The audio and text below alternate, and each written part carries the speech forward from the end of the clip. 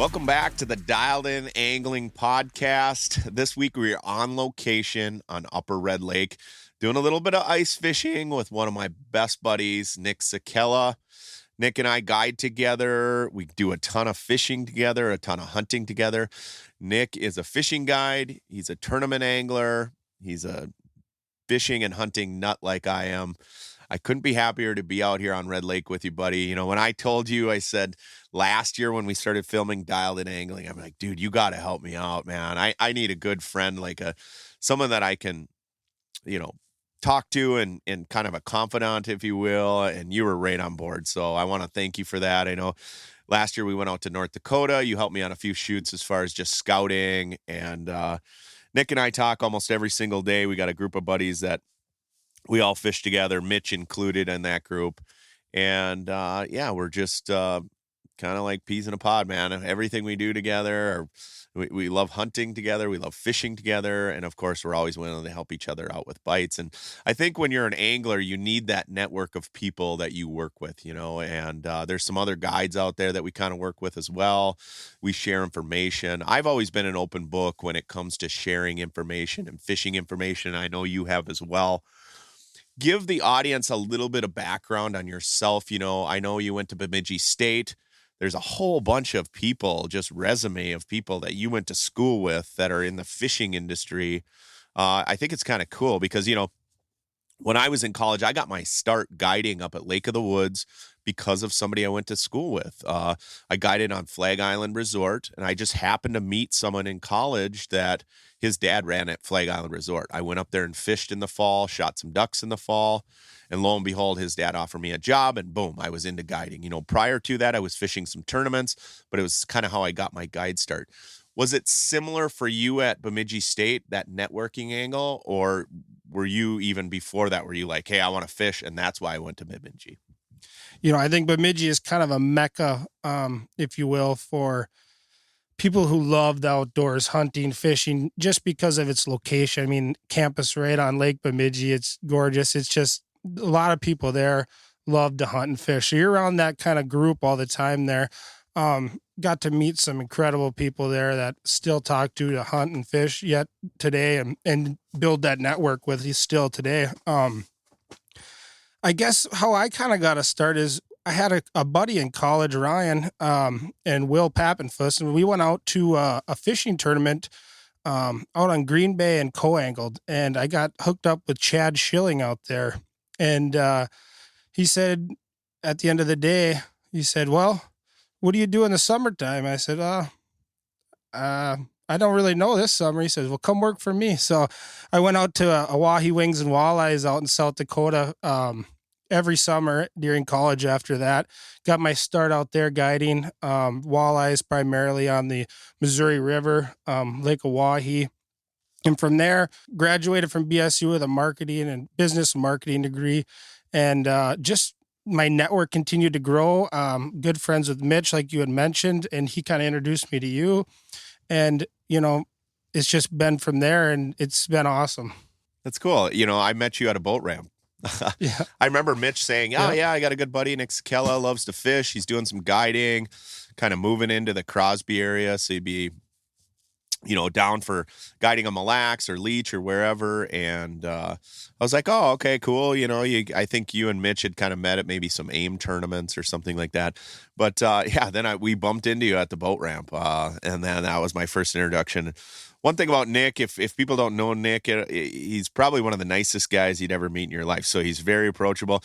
I always joke around with Nick because he talks to anybody. Last night, even coming in last night at Red Lake, and you do the kind of meet people in the parking lot as you're unloading gear, and you're already talking to anglers and getting information. And I love that. I'm the same way. I network with a lot of people. I just got back from the St. Paul Ice Show. We'll get into that in a minute as well. But the St. Paul Ice Show is kind of that same, atmosphere where everybody wants to talk fishing. They're giving up fishing information, hot techniques. And that's sort of how things snowball for you. People, when I get asked from other anglers, especially guys that are, or gals that are just getting into the fishing world, but they want to become do it for a career. They want to launch their guide career or their influencing career. They always ask me, how did you get your start? And everyone is different. You obviously were out with Chad, and then you networked and moved back home and did it on your own. But what were some of your influences? Who are your influences? The networking is you're completely right on that, Tony. It's all about networking, meeting the right people, and it might even, people who you never thought would bring you down the avenue that you're, maybe it's just a sponsorship that isn't even tied to fishing, but yet you tie it back to fishing to help you to, get into tournaments that maybe you couldn't afford, or, there's just so many possibilities and networks that you can go down to get into this industry. Some of my influences, obviously, starting out was Chad Schilling out there in South Dakota. But, joining up with you and Mitch and getting in with your network and your group of friends and stuff really probably, sprung me the furthest out of anything. Sure. I remember when I first started, I emailed all these marketing directors and pro staff managers, and I don't think I got an email back, maybe one or two. And I kind of had to just kind of work my way in. Matter of fact, I remember my first callback, if you will, from a sponsor, and it came from Randy Havel at Strike Master.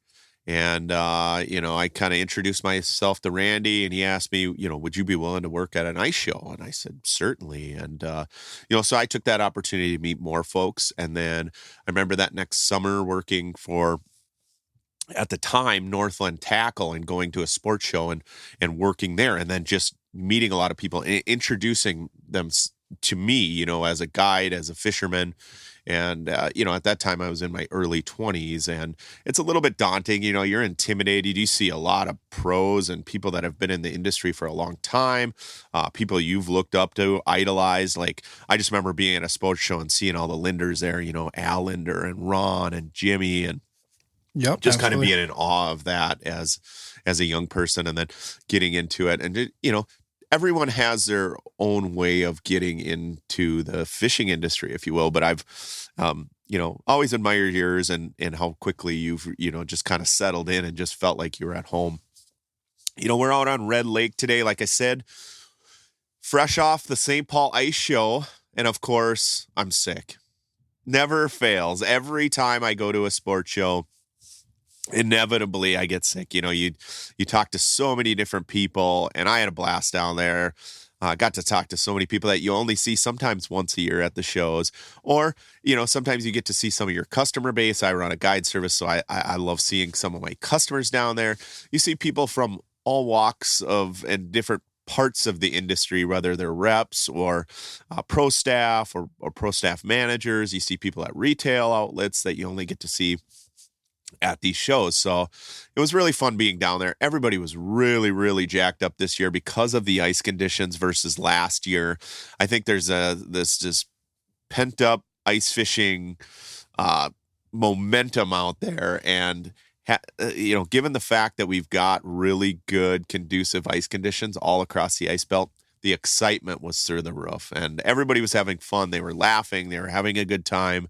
And I think consumers were there, and they were buying Saturday. Unbelievable the amount of people that were walking around with ice fishing gear. So it's really hit that feverish pitch.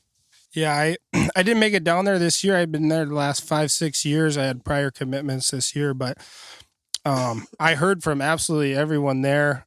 It was awesome. It was like, the old times. And like you said, last year was just totally unfortunate. It seemed like every time you looked at the forecast, there was nothing but above freezing temps into December and January. It was just kind of like you were living down in Missouri or something. It just never really happened, and it did, but just for a short time. So I'm hoping this year is a lot longer season for everybody, and people can get out there and take advantage of it. It sure started out that way. It seems like, oh, we got a fish. We got a fish on. Fish you on. can hear the reel hitting the dead stick here. The dead stick.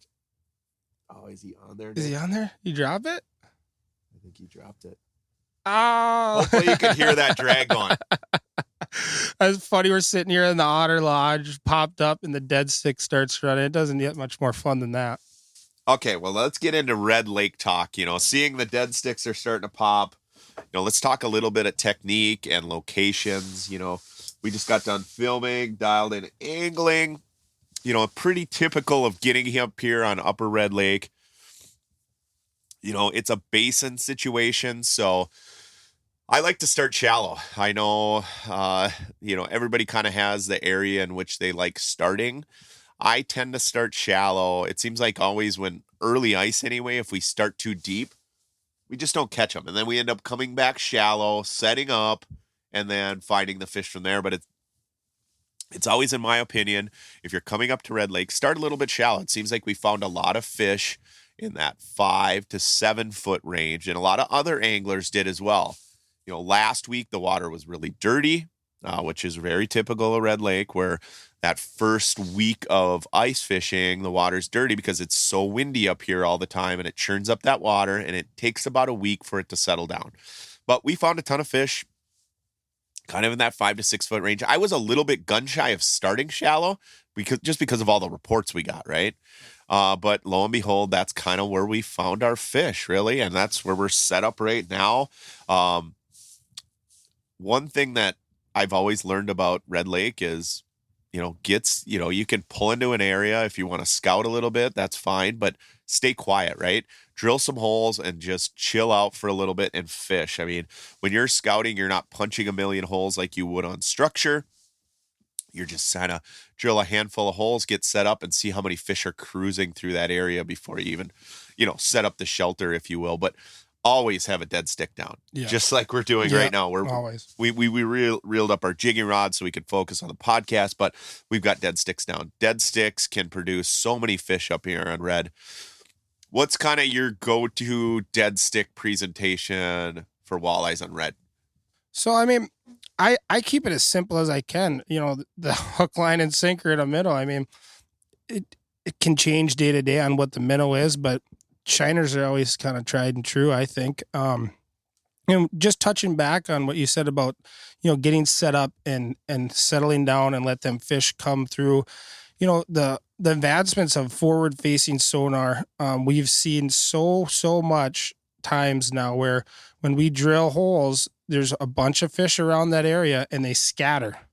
From the auger. It's unbelievable. And it's something, I mean, thinking back years ago, how many times did you go out to a basin and drill 100 holes and you're like, I don't know where they are. Well, they were probably 20 feet to your right the whole time, but when you walked 20 feet over there where they were another 20 feet to your right. So, I mean, just drilling and getting set up. I mean, so many times now we're seeing this is, punch your holes out and let them fish come back through in that area. But back to the dead stick. I mean, there's a bunch of jigs out there you can use too, but I've always just found it, less is more on a dead stick, a hook, a sinker, and a minnow. So keeping it as simple as possible, as finesse as possible. That's what I could do with my dead sticks. I'm the same way. I keep it as simple as possible, but I fish with lots of anglers throughout the winter, and everyone's different. Lots of people like jigs. Some people swear about glow jigs, bright glow jigs, or glow hooks, if you will. Some swear to use a drop shot. I've fished with anglers where they use a drop shot, and that's their go-to presentation. Whatever you're comfortable with and confident in, that's what you start with. But obviously, if you get out here and your dead sticks aren't going off, it's time to mix it up a little bit. We talked about the dirty water. I think on really cloudy days in particular, or if you're dealing with dingy water situations, I really do rely on glow jigs, glow hooks. I'm a huge believer in that, and I'm a huge believer in color. Yep. I think color makes a huge difference. You'll be sitting next to your buddy, or your buddies are 50 feet away from you on a lake like Red Lake, and they're pounding them, and it's color related, because a lot of times if you're using 2D sonar in particular, you're not even marking them if you don't have the right color on. Mm-hmm. I've seen it where I'm not even marking them, and let's say I've got a gold jig on, I quickly switch to pink, for example, and then all of a sudden I'm not only seeing them, I'm catching them. And so you can't tell me that color doesn't matter. I see it time and time again. I'm a huge color guy, summer and winter. What are your thoughts? Yeah, no, absolutely color. And You know, the other thing that you can really play around with on a dead stick, it seems like everybody, the thought process is drop it down and set it 6 inches off a bottom or a foot off a bottom. There's some days when you hang that bait maybe up 4 or 5 feet, you're going to get a lot more fish on it. Maybe not so much in Red Lake and this super shallow, but if you're fishing, 20, 30 feet, then, those walleyes can see it from a distance and you might be getting more bites that way. Or maybe it's a super finicky bite where you need to literally set that minnow an inch off the ground. So playing with how deep you have that set is another thing that you can do to trigger more bites. Yeah, I always set it high. I don't know. People probably think I'm crazy, but I rarely set baits right on the bottom. I do some drop shotting, with my dead sticks, but I tend to set my baits high in the water column. I think the fish can see it better.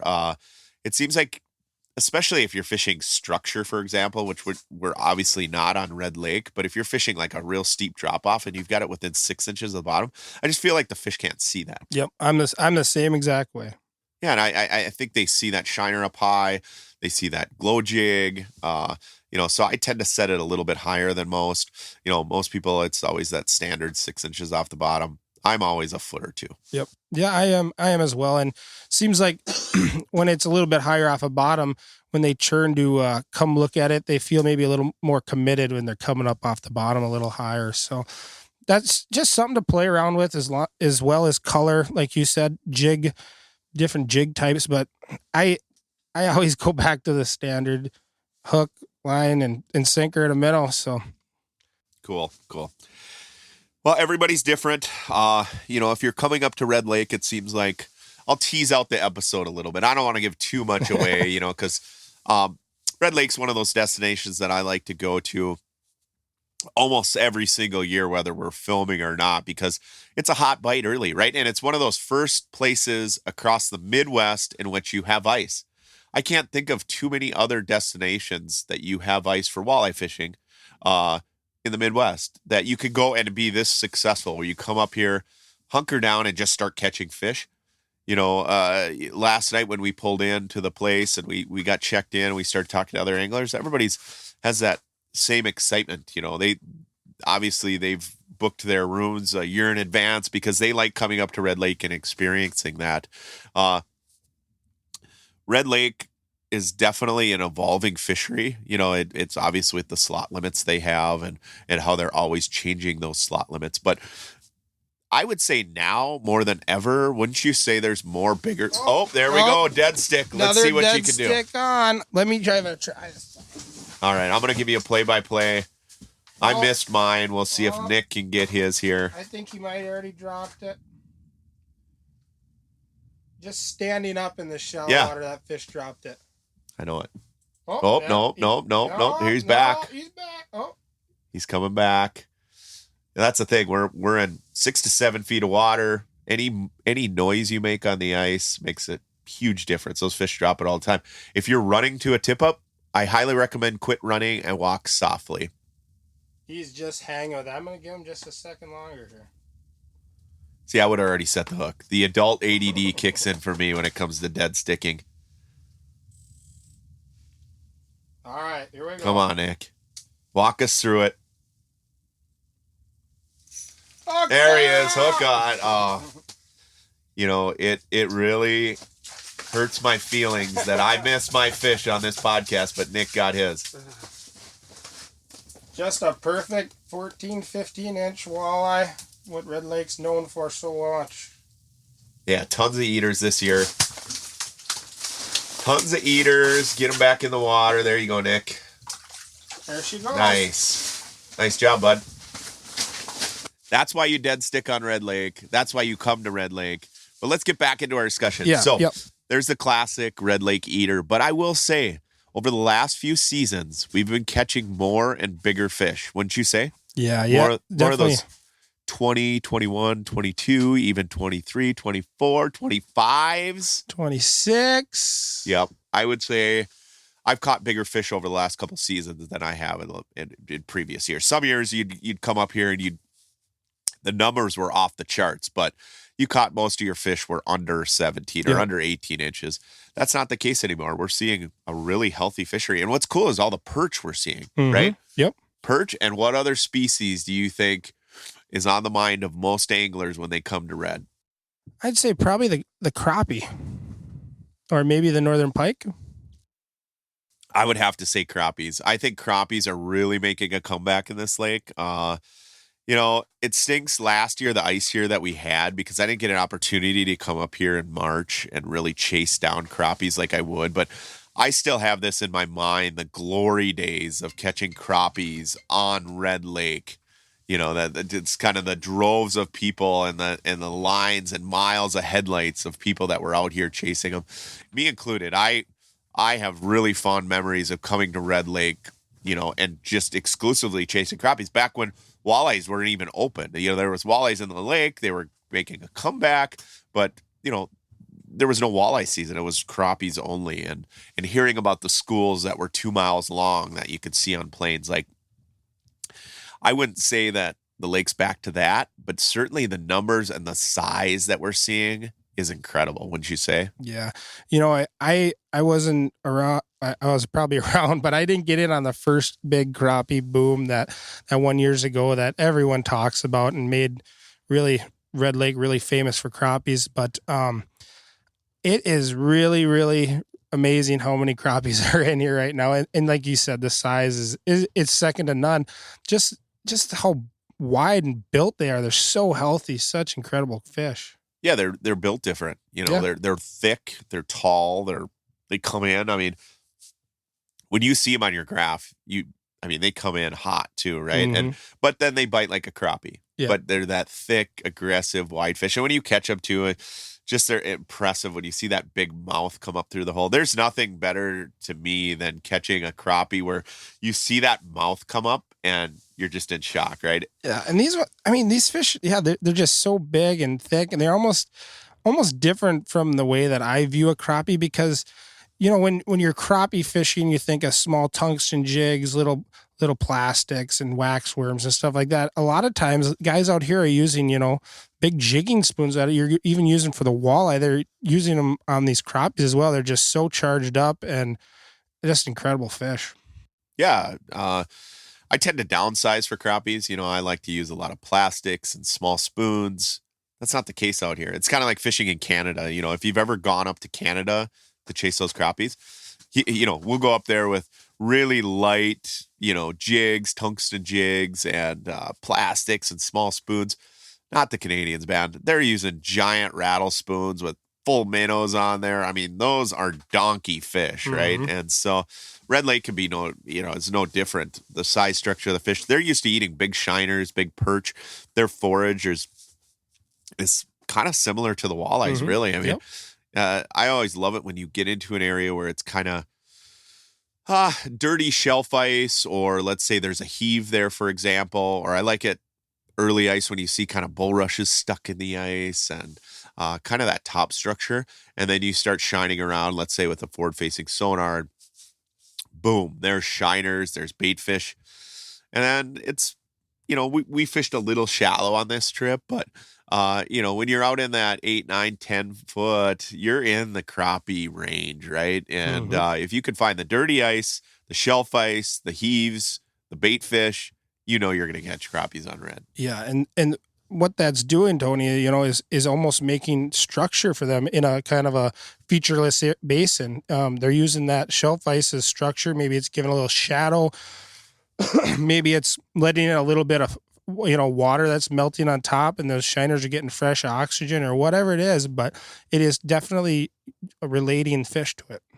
Yeah, 100%. I can tell you without a doubt that heaves, shelf ice, any basin situation you're in, whether it's Red Lake, Lake Winnipeg, other shallow water basin lakes. I fish crappies on some other lakes that are, let's say, pothole North Dakota pothole lakes, or even lakes around Minnesota, Wisconsin, where you've got kind of a shallow basin.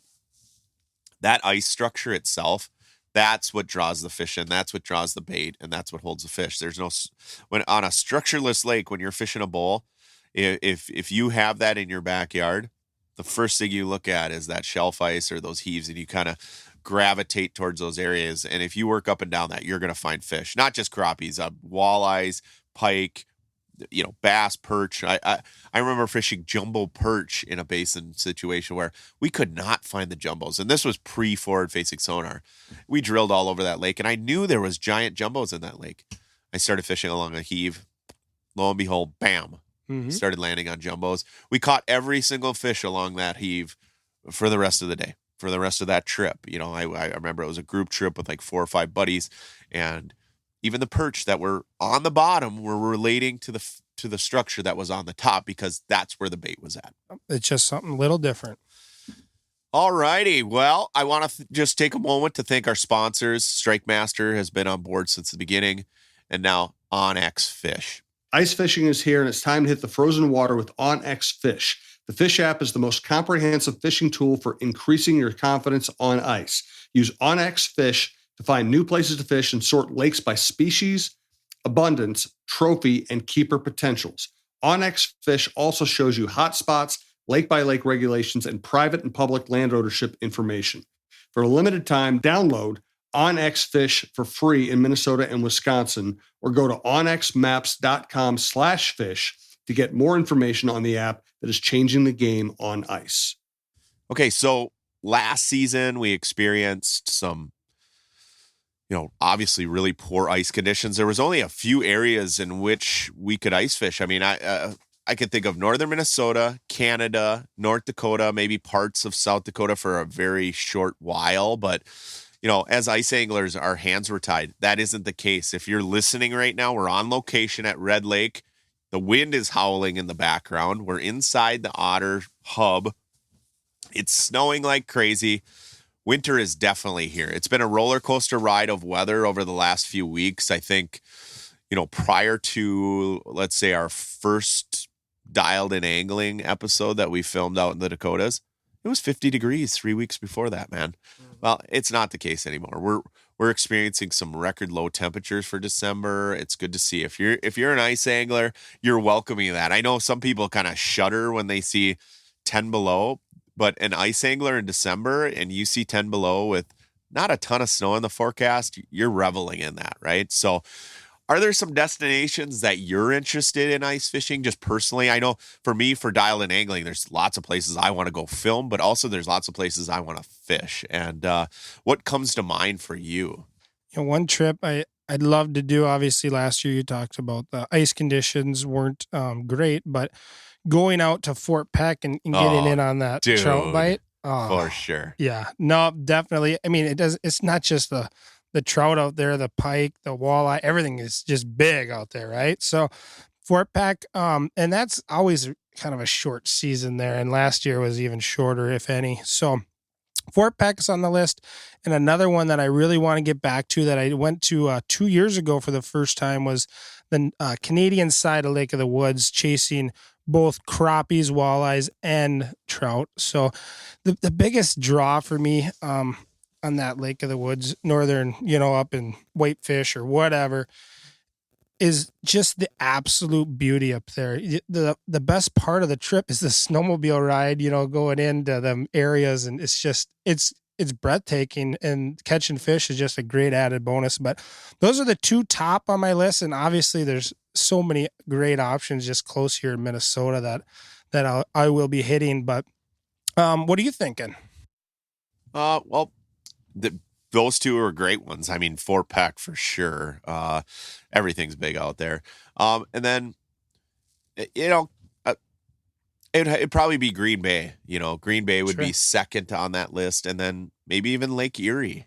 I've never got to experience Lake Erie fishing. It's, I think it's probably been a decade since Lake Erie really froze over where it was enough ice to fish on. I don't even want to call it safe ice, because you always hear the horror stories of people like strapping 55-gallon plastic drums to their wheelers so they could go out fishing on Lake Erie. That doesn't necessarily interest me. But if the ice was thick enough, like in the bays, I know I've been out to like Erie, Pennsylvania, and they have a big bay in there, which they ice fish. They catch giant perch. They catch huge walleyes. They catch everything in Lake Erie. And the intrigue of catching Lake Erie walleyes, jigging, the population of walleyes has just exploded in Lake Erie. Oh, that's crazy. You talk to any angler that's been out there, it's just, it's mind-blowing how many fish they graph and mark and see on forward-facing sonar. Can you imagine going out there and ice fishing on safe ice? You know, I'm not going to go on 3 inches on Lake Erie and, you know, jump cracks and do something crazy like that. I'm not strapping 55-gallon drums to my four-wheeler. I can promise you that. No. But being able to get out to Lake Erie and to catch those monster walleyes, or even just numbers of walleyes. Just pure I wanna sheer see it. numbers, right? Yeah, I think it's like nothing you'd ever experience. You know, I would say probably it had to be over a decade ago. I had the opportunity to either go to Lake Erie or Lake Winnipeg. Well, I already had kind of Lake Winnipeg penciled in with a group of guys, so I would have had to kind of cancel on them and do the Erie thing. I struggled with that, and I went back and forth, and I so wanted to go to Lake Erie so bad with these guys because they had done it before.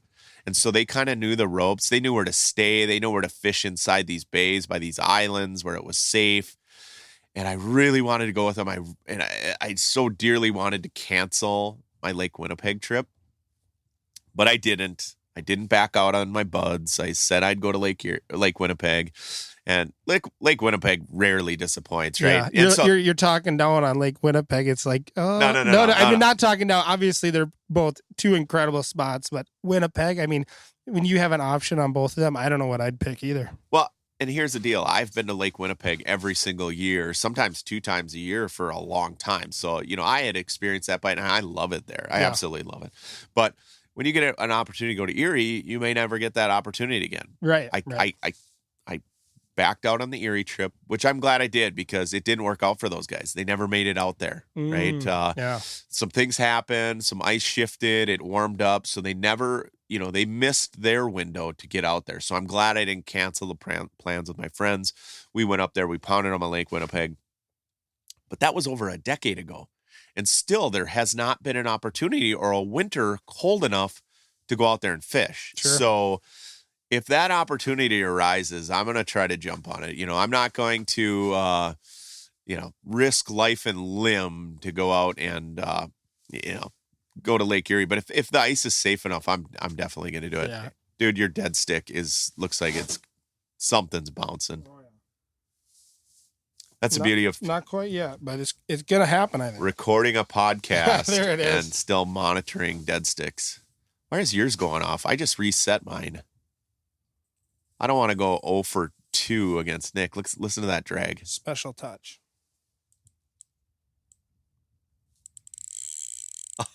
That sound will get anybody fired up. I don't care who you are. You don't have a pulse if you don't like that sound, or you don't fish.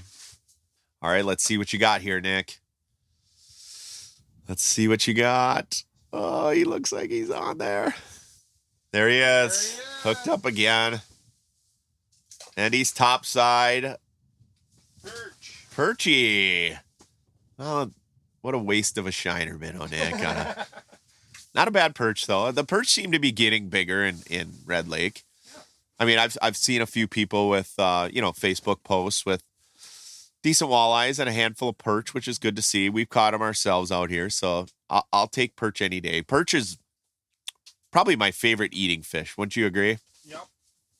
Hands down.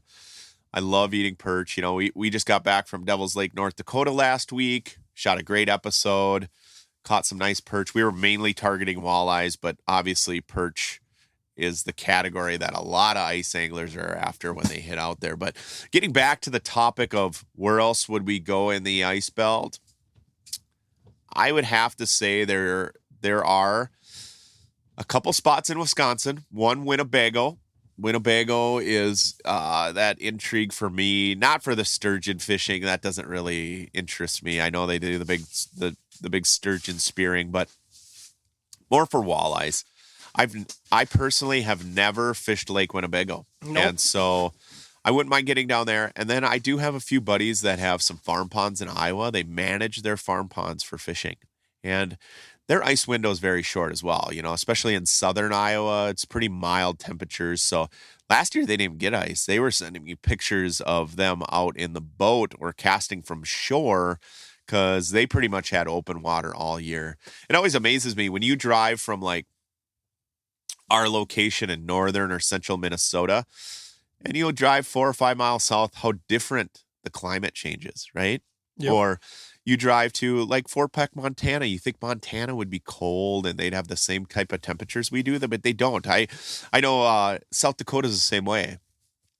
It'd be 25 below in northern Minnesota. And, I'll see the weather, my weather app, and in Rapid City, it's 50 degrees. Like that always just shocks me, like how much colder we are at times. I mean, we're on Red Lake right now. Even Washkish, Minnesota versus, let's say, Brainerd, Minnesota, big difference in temperature. And Brainerd, Minnesota versus the Twin Cities, for example, how much different those temperatures are in relation to each other. And they're not that far apart.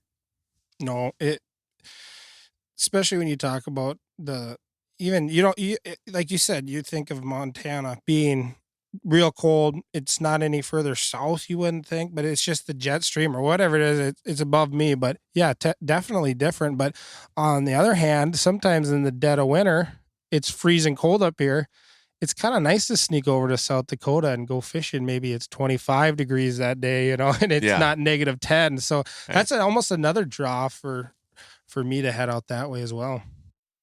You know me, Nick. I love hole hopping. I love searching for fish. I think finding fish is probably as fun, or if not funner, than catching them. I know that sounds weird to people. That's the guide in you. It is, because I love finding. I mean, I love hunting them down. You do the same thing. Yep. And so being able to go to different destinations and experience different things and not have somebody just put me on fish, but to go out and look for fish and find them yourselves. I mean, that's what we do as guides. I do it all and every day in the winter. I do it all summer long.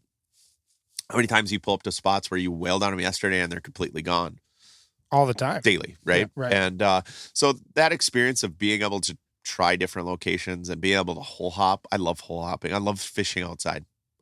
It's great today because it's nasty outside. It's windy, cold, temperatures dropping. We had snow and sleet and whatever other winter weather you can name. And we're inside a shelter. So I'm not complaining about fishing out of the otter today. Zero that's for complaints sure. right But now. when I get an opportunity to get to a new location, even Red Lake, we've been here a million times, right? But every year is different. Yep. And every trip is different.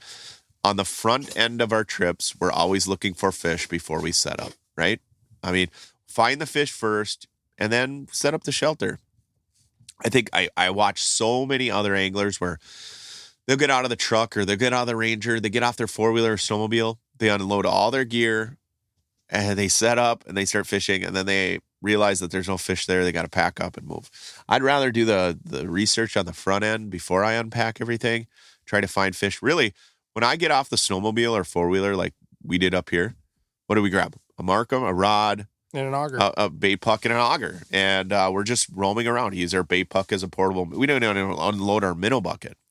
Use a bait puck as a portable minnow bucket. We drill a handful of holes. If they're not here, we give it 10, 15 minutes, move on to the next spot. And that's how we found our fish. Yeah. And all these new things you have now just make it so much easier and so much quicker to be mobile and move fast. And that helps immensely when you're trying to run down fish, is just being mobile and moving quickly. Yeah. I mean, from the machines to the electronics to the rods to the bait pucks to the suits, so much. I mean, the gear is so much warmer now and more waterproof. I mean, look at today. It was kind of wet, heavy snow, and we had our Strike Master suits on, dude. We were moving around. It was very comfortable out there. And we were able to get on fish and then pop up the Monster Lodge. And now we're warm and catching fish. We're doing a podcast and we're catching fish. Life couldn't get any better. The advancements and these companies have, brought to us it's awesome. Okay, I'm going to get away from fishing for just a second because you and I hunt a lot together. I pretty much, put a can in the deer season, even though there's a little bit of muzzleloader left. There's some bow hunting I could do. I don't have a crossbow. I bow hunt and I muzzleload and I rifle hunt with the kids, but the kids harvested a few deer, and I'm putting a can on the rest of the deer season for me, but my dog still wants to go bird hunting, right? Both you and I do a lot of pheasant hunting together. I've been really excited about the grouse numbers. I haven't got to grouse hunt as much as I wanted to, although I was on a little stretch there where I'd get done guiding in the boat, and before daylight savings, I'd come home, I'd park the boat in the pole barn, and I'd instantly go out grouse hunting. And I think I was sending you some Snapchats. Yeah. I was posting a few social media pics, and I did get out grousing on a little bit on a smaller scale, but I really didn't get to hunt like multiple days in a row or go do a destination trip, like travel to northern Minnesota for the day and grouse hunt all day. I really only did that one other time, so I haven't really scratched that itch, if you will. So there's a little bit of bird hunting I want to do, even though it's ice fishing seasons here. I will say the advantage for bird hunters, or if you're a hunter / fisherman like we are, we haven't had a lot of snow. So we're making ice, and you still have the opportunity to get out there and do a little bit of bird hunting. Is there any bird hunting that's on your radar that you'd like to accomplish? Such a bittersweet time of year. You're sad to see the fall go, but you're getting the itch to get on the ice and excited to see that coming up. Bird hunting's hard for me to let go. I deer hunt. I'm not huge into it just because I love fall fishing. I love bird hunting, and it's just such a short period of time where you want to do so many things. So you kind of got to pick and choose. So pheasant hunting is right there at the top of my list. The grouse numbers have been awesome. Seems like, 10 years ago, you would drive down a dirt road and you might see one truck every couple of days. Now with these grouse numbers up, so many people are taking advantage of it and getting into grouse hunting because you can have great success right now. There's so many birds out there, but pheasant hunting is definitely the top of my list, whether it be Minnesota, North Dakota, South Dakota. If I'm pheasant hunting, I'm happy, and my dog's happy. I got 2 Springer Spaniels, and that's my favorite thing, to just watch them dogs work and flush roosters. Yeah,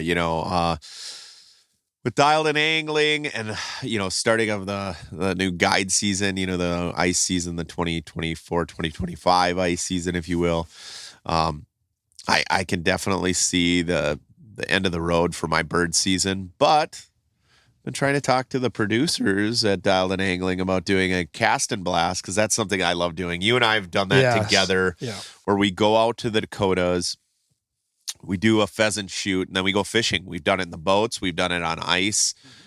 That's the best of both worlds, when you can go out and kill a few roosters and then set up in the evening and catch some walleyes, or vice versa. Catch some walleyes and perch in the morning, let the sun come up, and go out and chase roosters in the cattails. All the sloughs are froze over, so you can walk the edges, and you see the thousands of tracks all over the lake. Nothing's better. Nothing better than that. My dog wishes that it wasn't ice season quite yet, because she's, I got home the other day. I think I told the listeners last week, if you tuned into the podcast, prior to me fishing out in Devil's Lake, I did a pheasant trip on the backside of that. So Thanksgiving weekend, brought my dog and my son out. We shot some pheasants. Well, I got home from that Devil's Lake trip, and my dog was bumping me, hitting me with her nose. I mean, she wanted to go hunting again. And yet I was packing for this trip to come up to Red, because I knew I was going out to the ice show. And I don't know, when your dog gives you that look, you almost have to just take her out for an hour or two. So I think after this shoot, when I get home, if the temps aren't too terrible in the afternoons, I know it's going to get cold. We got a roller coaster ride of temperatures here, but I might have to take her out just for an hour or two, just to see if we can put up a few grouse. One last hurrah. No, I got it marked in the books. I'm going to get out to North Dakota. I got one hunt left on my license out there, so I'm going to get out there one last time. Definitely, I love this time of year. There's a lot less people hunting, and the birds seem to really get covied up. So and maybe even mixing in a little ice fishing. That would really make it sweet. You need to get you need to get Tori or Cody or one of our buddies to get you on a hot ice fishing bite. So then you can bring out, you don't even have to bring an auger. You just bring your rods, your Markham, and have them set up the shelters for you. So let them guide you. Little guided trip. No, maybe we talk them into that. Yeah. Hey, especially since we bring our dogs out there. Yeah. And we put them on birds, they can put us on a little fish. Yeah. I'm sure they'd be down. Any reason to get together and hunt or fish, we're all about it. Absolutely. Well, Nick, I've had a blast chatting with you a little bit on the podcast. I hope our listeners get to know you a little bit better. Hopefully we gave them some insight on what we found out here on Red Lake. I know our listeners are going to want to tune in each and every week. We're going to have different guests. We're going to be talking and kind of pulling back the curtain a little bit, if you will, on each and every episode of Dialed In Angling. We truly appreciate everybody tuning into our podcast. And then, of course, watching our show each and every week, Dialed In Angling. We've got a lot in store. Winter is here. I don't know if our listeners can hear it, but the wind is blowing in the background. We filmed a killer episode of Dialed In Angling on Red Lake. Thanks again for joining me, Nick. You bet. All right, buddy.